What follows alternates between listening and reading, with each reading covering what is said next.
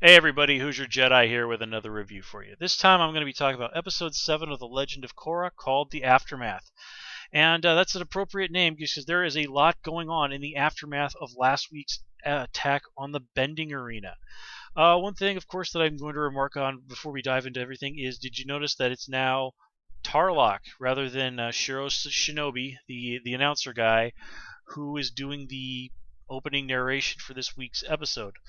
I have to admit, I'm kind of wondering if poor Shiro did manage to survive being electrocuted last week, but I have the feeling he'll turn up again. If they're going to kill somebody off on a show like Avatar or Korra, they're usually pretty good about making it 100% clear. But anyway, of course, our main revelation from this episode is that Hiroshi Sato is one of the guys who was backing the Equalists. And let's talk about this a little bit.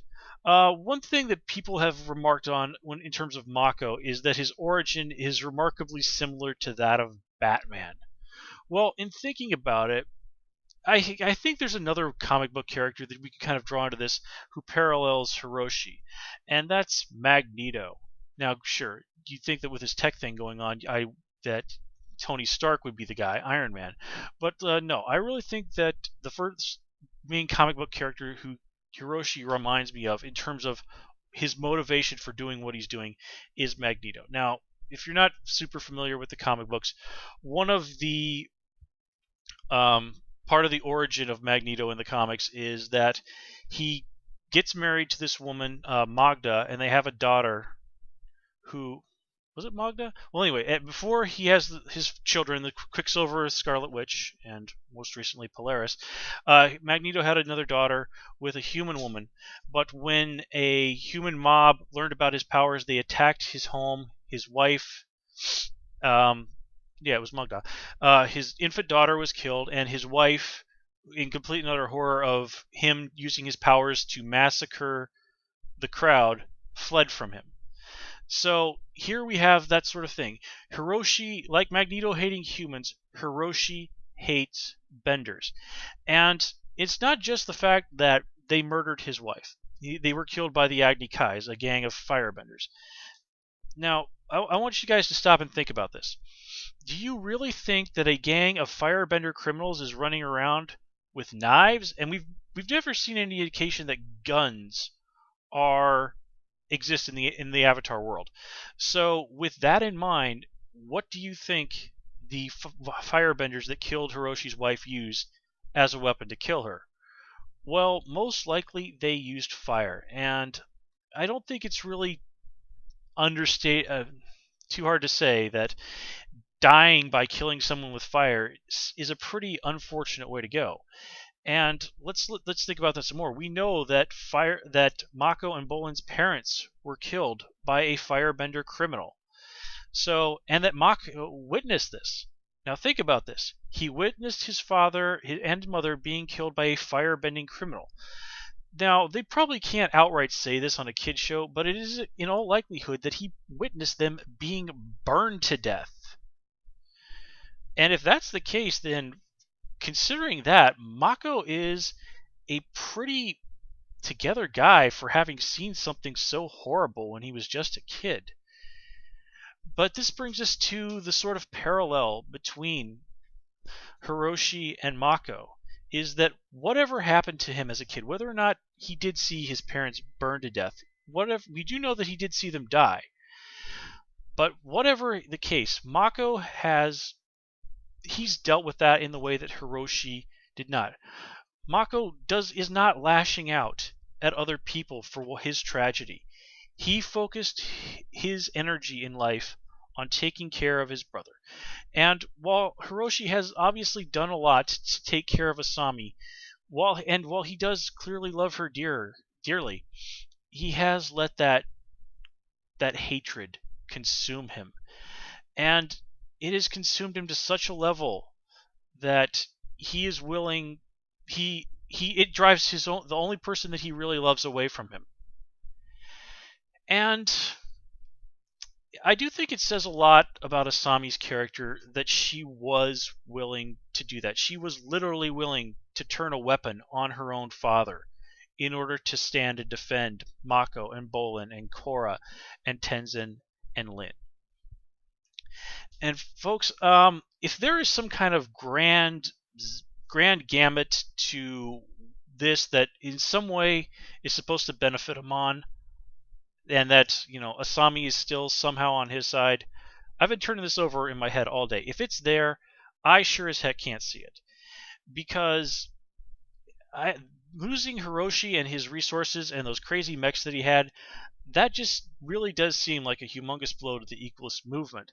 And I really cannot see what possible advantage Amon would get from sacrificing something like that. Now, I'm not going to say it's 100% impossible. I'm just going to tell you that if that is in some way part of Amon's plan, I sure as heck can't figure out what he's up to. So let's talk a little bit more about Asami. And here we do finally get to see her and Korra bonding.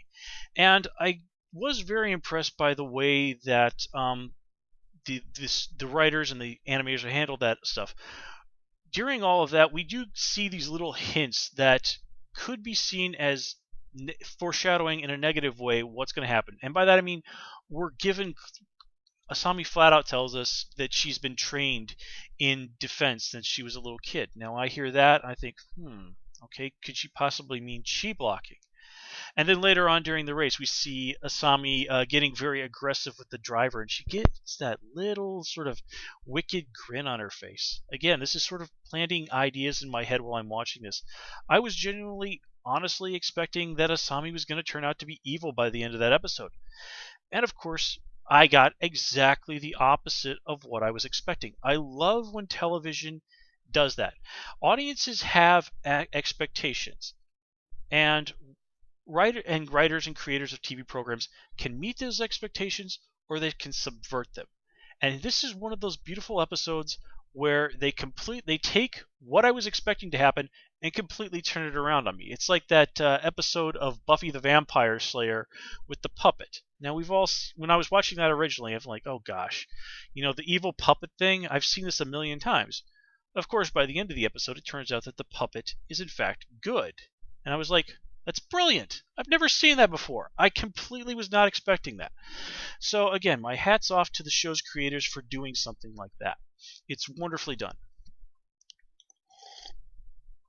Now let's go back to talking about the bond between Asami and Korra. This is something that really did need to happen because really all that exists between them right now is sort of a vague friend of a friend kind of thing.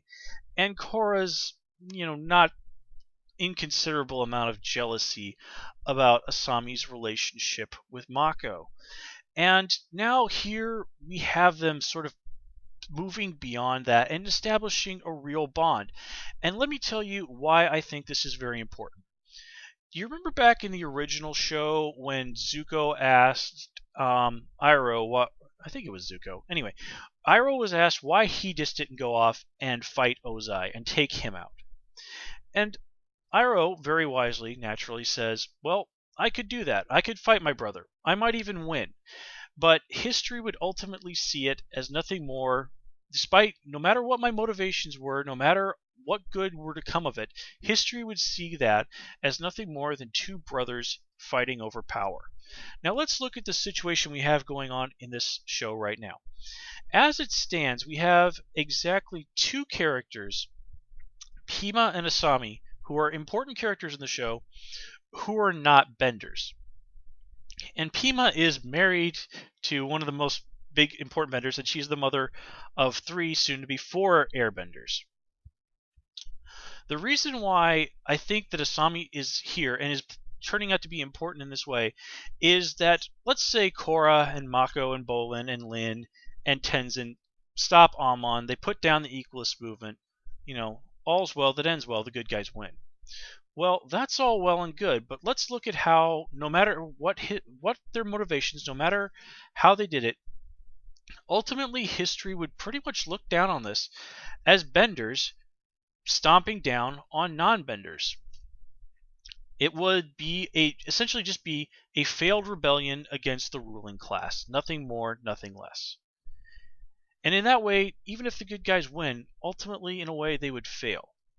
Why I think Asami is here and why I think she's important is that there does need to be someone important, someone who is not a bender, who can be there to help and to speak for the non-benders of this world, of this city, to help reach some kind of real accord, and to show that, to remind us that even in this world, people who are not benders are still important, that they are still formidable, and they have every right to be equal with the non-benders.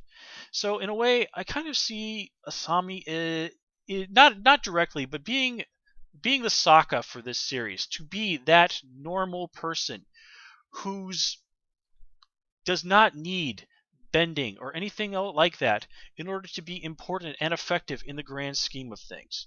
Now, granted, I'm speculating a little bit. We are still only 7 episodes into the show, but I think that that is a theme, an important idea that the show is going to need to address if they want to tell this story properly. So let's move away from the heavy stuff for a moment. Talk about Bolin.